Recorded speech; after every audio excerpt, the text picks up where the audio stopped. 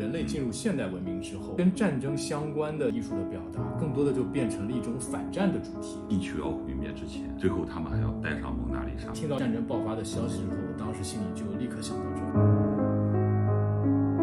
这一期先给大家分享一个画作，这幅画作呢是毕加索创作的一幅反映战争给人们带来一些灾难和痛苦。背景是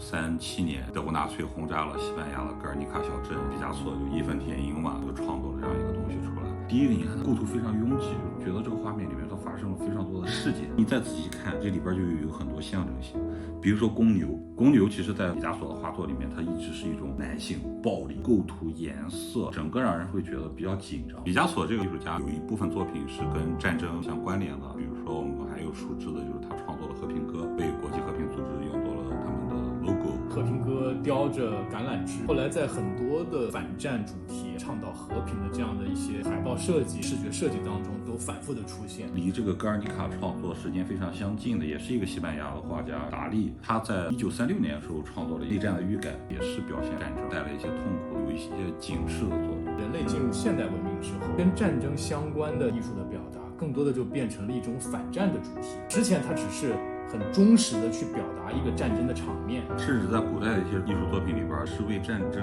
歌功颂德的。在那个时候，因为整个世界的格局还没有稳定，还没有形成现代国家的概念和意义，战争它对于胜利者来说一定是一个正面的正向意义的一个词。在现代社会来说，战争一定是负面的，对参与战争的双方来说没有一个是赢家。没有赢家。提到反战了，我们就不得不说的就是大家都熟知的一个反战的那个 logo。它首先是用了 N 和 D 这两个字母， N 就是 nuclear weapon， D 是 disarmament， 当时是要呼吁去解除核武器。那这个 D 和 N 呢，它用的是祈语， D 呢就刚好就是两个手这样伸直了，就像一条竖线， N 是这样一个姿势，所以它把这两个字母组合起来形成这样一个 logo， 在世界范围之内得到了广泛的认可。艺术对战争最直观的一个作用就体现在摄影艺术当中。但我们肯定绕不开一个神秘的组织——马格南图片社。马格南图片社名字的来源其实是一款香槟酒，他们当时这些战地记者参加完任务之后能生还，大家就会用这款酒庆祝。非常非常敬佩啊，冲到战争一线上面去采集一些素材的这样一个摄影师啊，确实拍到了很多震撼人心的画面。里面大家比较熟知的一个就是倒下的战士，这个真实性似乎之后也是有一个争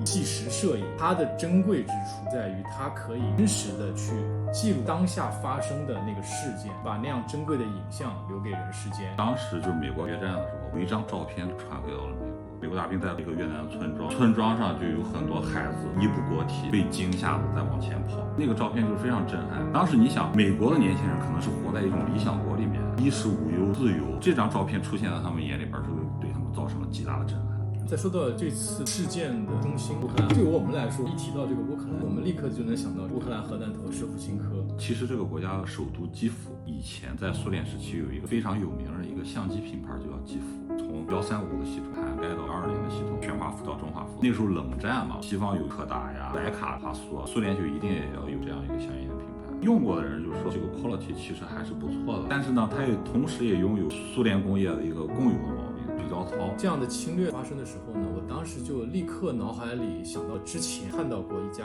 线下实体空间的一个设计，调性啊什么也都挺先进的，符合这种现代的审美。它是一个 beauty salon， 是个集合空间。后来我一看这个地方是在乌克兰的基辅，我把它甚至标注在了我的 Google Map， 有一天我去旅行可以看看。听到战争爆发的消息之后，我当时心里就立刻想到这儿，我就觉得哎呀，像这种业态、商业，包括设计，包括艺术，在战争面前真的是太脆弱。在这样的灾难面前，艺术到底有它的存在的意义和价值吗？当然，艺术这个东西其实就是全人类的一种情感的表达。我想到了《三体》里面有一个情节，地球要毁灭之前，最后他们还要带上蒙娜丽莎，就带上一幅人类艺术的结晶，因为这个东西代表了人类存在的一个证明。而且艺术这个东西其实是最简单、最直接的一种方式。以前 NASA 往外星球发的那个光盘记载了声音，还有一个就是画，达芬奇那个人体。像绘画、音乐这种东西，比文字更加的直观。绘画也好，音乐也好，我们希望这样的艺术的形式